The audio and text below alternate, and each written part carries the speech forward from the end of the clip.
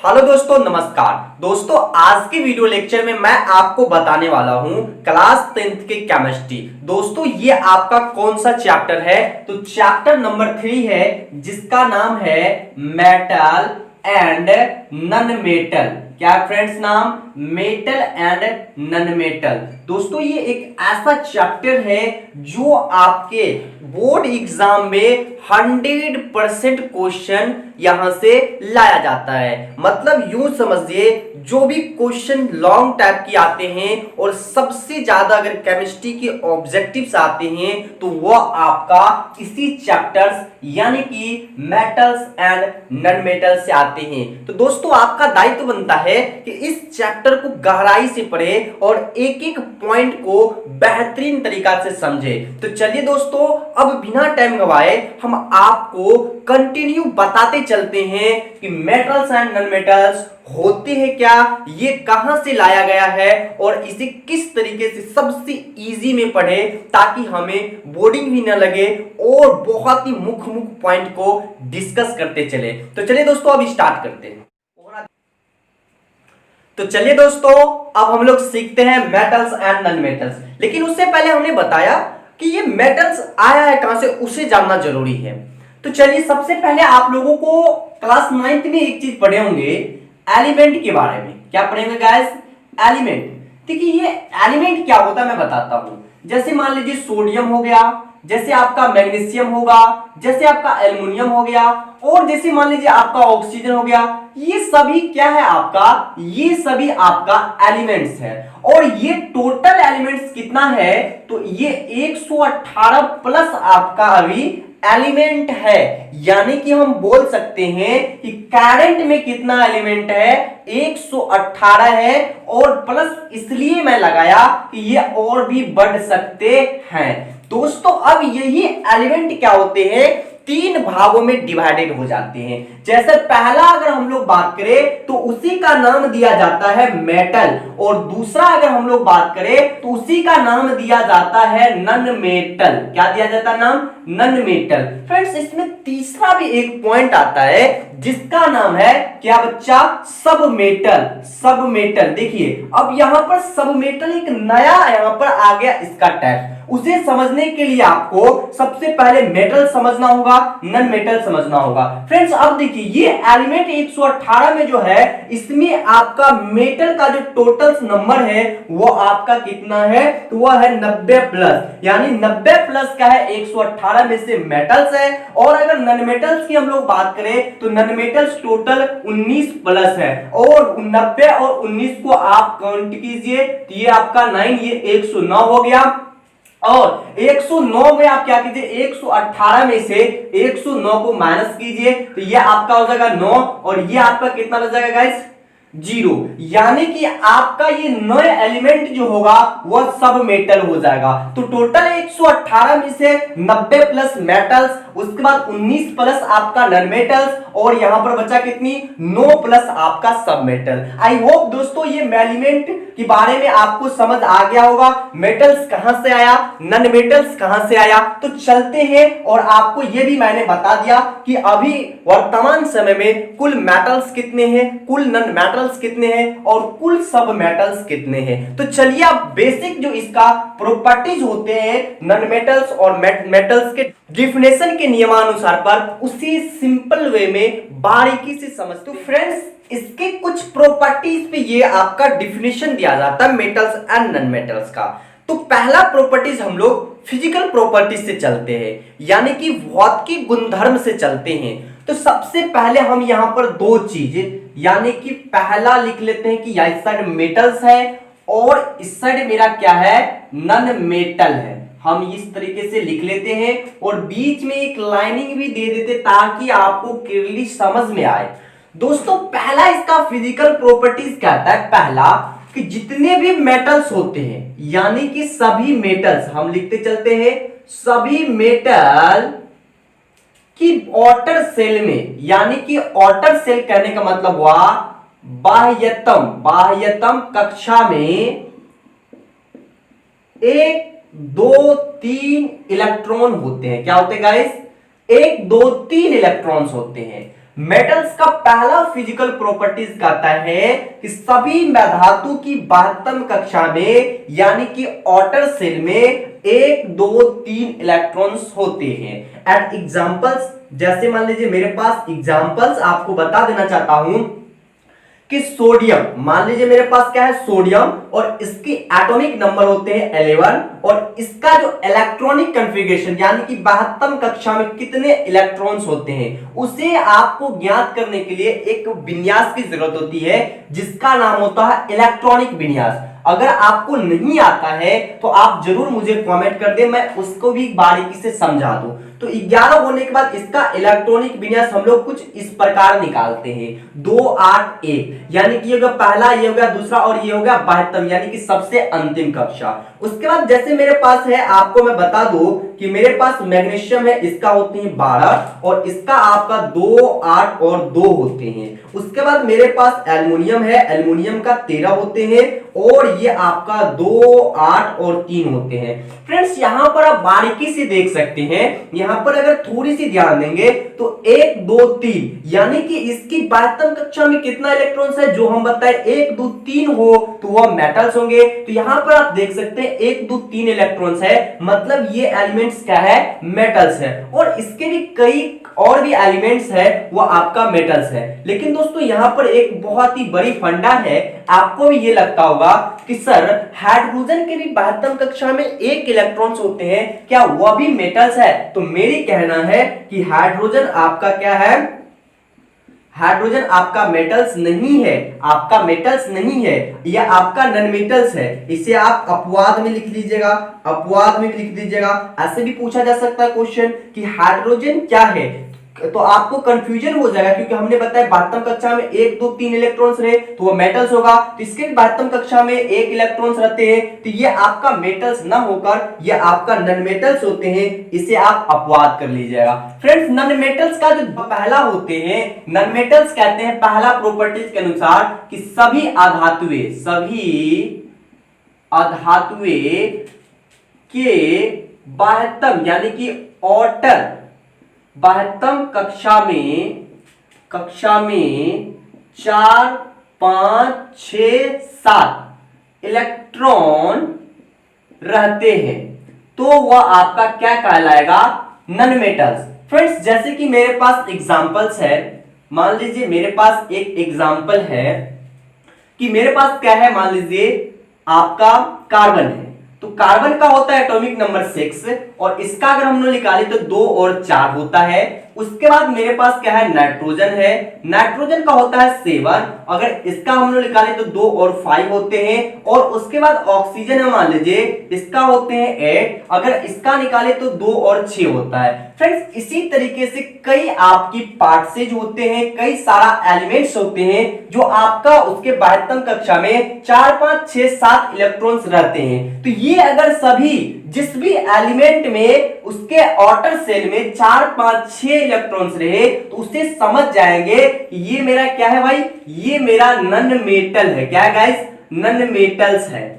दोस्तों अब दूसरी प्रॉपर्टीज पर हम लोग चलते हैं, तो 2 नंबर की प्रॉपर्टीज आपका क्या होते हैं उसे समझिए। देखिए जब भी आउटर सेल में 1 2 3 इलेक्ट्रॉन्स होते हैं तो बहुत ही ज्यादा कठोर होते हैं। क्या होते हैं गाइस, बहुत ही ज्यादा कठोर होते हैं। यानी हम लिख सकते हैं कि धातु प्रायः क्या होते हैं, कठोर होते हैं। क्या होते हैं गाइस, कठोर होते हैं। तो हमने यहां पर लिखा कठोर होते हैं, आप लोगों को थोड़ी सी समझाते हैं। जैसे मान लीजिए मेरे पास क्या है गाइस, मेरे पास लोहा है, उसके बाद कॉपर है, ये सभी क्या होता है, बहुत ही ज्यादा कठोर होता है। फ्रेंड्स अब देखिए जैसे कि हम बता रहे आपको, इसका भी कुछ अपवाद है। क्या अपवाद है उसे समझिए, मैं यहां पर अपवाद लिख डालता हूं। देखिए अपवाद में जैसे मान लीजिए आपका सोडियम है, जैसे आपका सोडियम के बाद आपका क्या हो जाते हैं, आपका पोटेशियम है, पोटेशियम के बाद आपका लिथियम है। क्या है गाइस, लिथियम। ये सभी धातु हैं लेकिन इसका क्या होते हैं गाइस, ये आपका बहुत ही ज्यादा सॉफ्ट होते हैं, यानी कि मुलायम से होते हैं। तो ये धातु होते हुए भी कठोर नहीं होते हैं। तो ये आपका धातु का क्या है, अपवाद है। आपको अगर पूछा जाए कि सोडियम धातु होते हुए भी ये बहुत ज्यादा कठोर होते हैं, तो आपको जवाब देना है नहीं, ये आपका बहुत ही ज्यादा मुलायम होते हैं। चलिए दोस्तों, इसके बाद 2 नंबर में इसका नेक्स्ट पॉइंट देखते हैं। यहां पर आप समझ लीजिए कि सभी अधातुएं क्या होते हैं गाइस, कठोर नहीं होते हैं। क्या नहीं होते हैं, कठोर नहीं होते। आप समझ सकते हैं कठोर नहीं होते हैं। तो चलिए हम एग्जांपल से आपको समझाते हैं। जैसे मान लीजिए मेरे पास एग्जांपल्स है सल्फर, ये आपका क्या है, एक अधातु है, ये आपका कठोर नहीं होते हैं गाइस। उसके बाद मेरे पास बहुत ही ज्यादा है दोस्तों, लेकिन हमने प्रॉपर्टीज 1 में ये भी बताए थे कि आपका हीरा भी क्या है, नॉन मेटल्स है। तो हीरा क्या है, यहां पर आप समझ सकते हैं हीरा नॉन मेटल्स होते हुए भी बहुत ही ज्यादा कठोर होते हैं। क्यों होते हैं, क्योंकि इन कठोरता के बीच एक बॉन्ड जुड़े हुए हैं। जैसे कि आप मान लीजिए इसके बीच क्या होता है, कार्बन से ये आपस में बहुत ही इजीली कह सकते हैं कि आपस में एक बॉन्डिंग बना के जुड़े होते हैं, जिसके कारण ये बहुत ही ज्यादा कठोर हो जाते हैं। इसे तोड़ना थोड़ी सी मुश्किल हो जाती है। इसे तोड़ने के लिए हाई टेम्परेचर की यूज किया जाता है। तो दोस्तों हीरा आपका अपवाद होगा, यहां पर आप अपवाद में लिख सकते हैं। अपवाद में आपका क्या हो जाएगा, हीरा नॉन मेटल होते हुए भी बहुत ही ज्यादा कठोर होते हैं। दोस्तों चलते हैं इसके तीसरी प्रॉपर्टीज क्या कहते हैं, उसे हम लोग देखते हैं।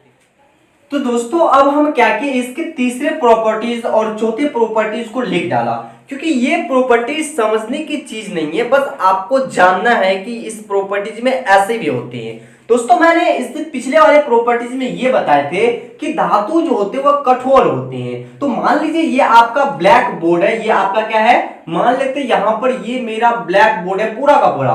तो अगर इस पे हम ठोकते हैं तो हम देख रहे हैं कि इससे एक आवाज सुनाई देती है जो टन की आवाज है, यानी धातु जो भी होंगे उसको ठोकने पर टन की आवाज देंगे, तो उसे हम लोग कहेंगे कि भाई ये धातु है। और वो जो आवाज सुनाई देंगे उसी आवाज को हम लोग बोलते हैं धातुवी ध्वनि। तो दोस्तों अब देखिए, धातु में सबसे पहले उसे पीटने पर टन की आवाज देती है।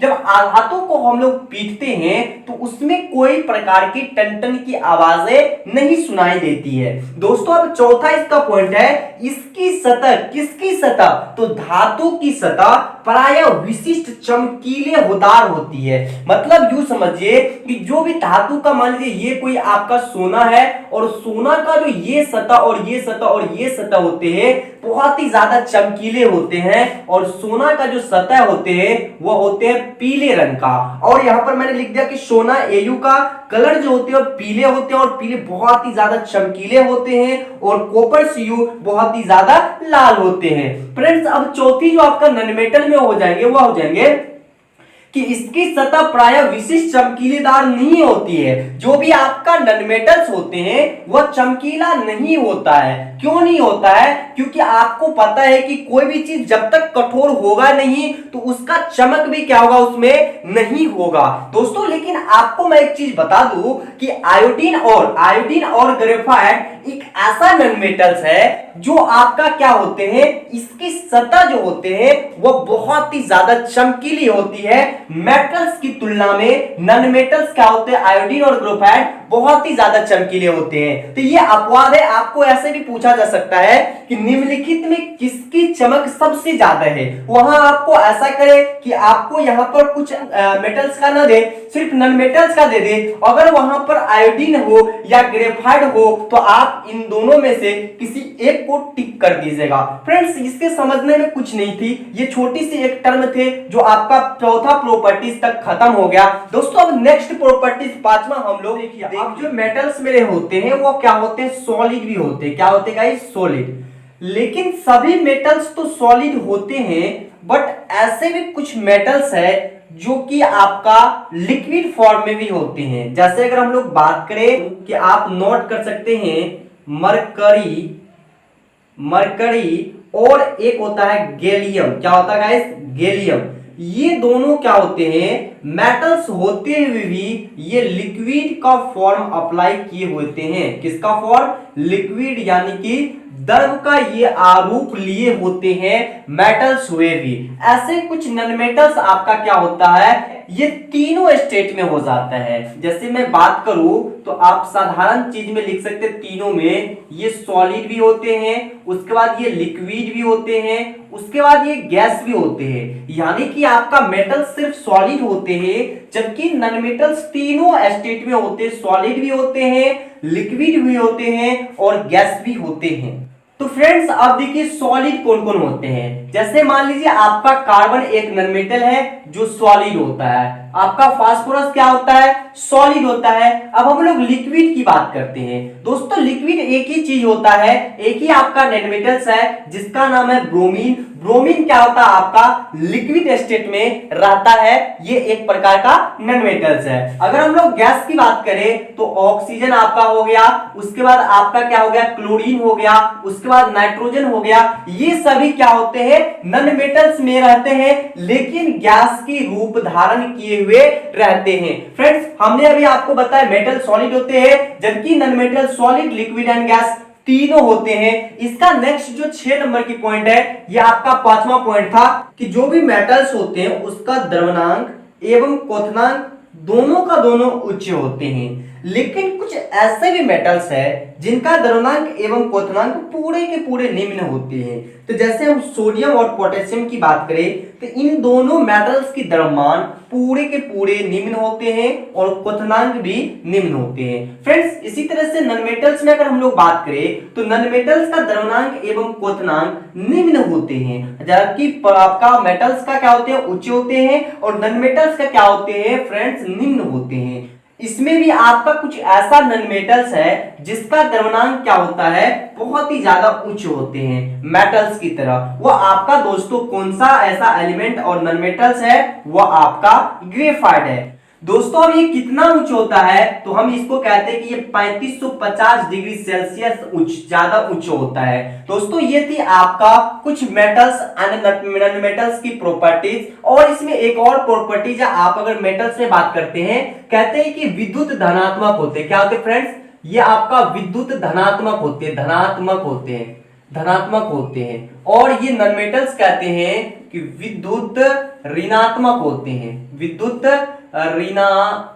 आपका ऋणात्मक होते हैं। क्या होते हैं गाइस, ऋणात्मक। अब विद्युत धनात्मक और ऋणात्मक का क्या है वैल्यू, उसे मैं आपको समझाना चाहता हूं। देखिए गाइस, जैसे मान लीजिए मेरे पास सोडियम है, सोडियम का एलिमेंट 11 है, ये 2 और 8 और 1 होता है। ये सोडियम क्या करता है, एक इलेक्ट्रॉन्स को दे देता है और ये आपका किसके फॉर्म में, तो नियोन बन जाता है। तो देखिए नियोन बनने के बाद ये क्या होता है, पॉजिटिव, यानी कि एक इलेक्ट्रॉन्स दे दिया, यहां से क्या करता है, एक इलेक्ट्रॉन्स किसी अन्य को दे देता है और ये बन जाता है पॉजिटिव। तो इससे ही हम लोग कहते हैं कि विद्युत धनात्मक होते कौन, मेटल्स। विद्युत ऋणात्मक का क्या कैलकुलेशन है, इसका कैलकुलेशन है, जैसे मान लीजिए आपके पास क्लोरीन है, इसका होता है 17, ये क्या करता है आपका 2, 8 और 7 इलेक्ट्रॉन्स होता है, ये किसी अन्य एलिमेंट से एक इलेक्ट्रॉन्स लेता है। तो देखिए जो लिया है वो नेगेटिव होगा, यानी कि लेने वाले का हाथ नीचा और देने वाले के हाथ ऊपर, तो ये भाई क्या होता है, ऋणात्मक होता है। इसलिए हम लोग बोलते हैं कि मेटल्स धनात्मक होते हैं और नॉन मेटल्स ऋणात्मक होते हैं। दोस्तों इसी में एक और छोटा सा पॉइंट होता है, मेटल्स में भी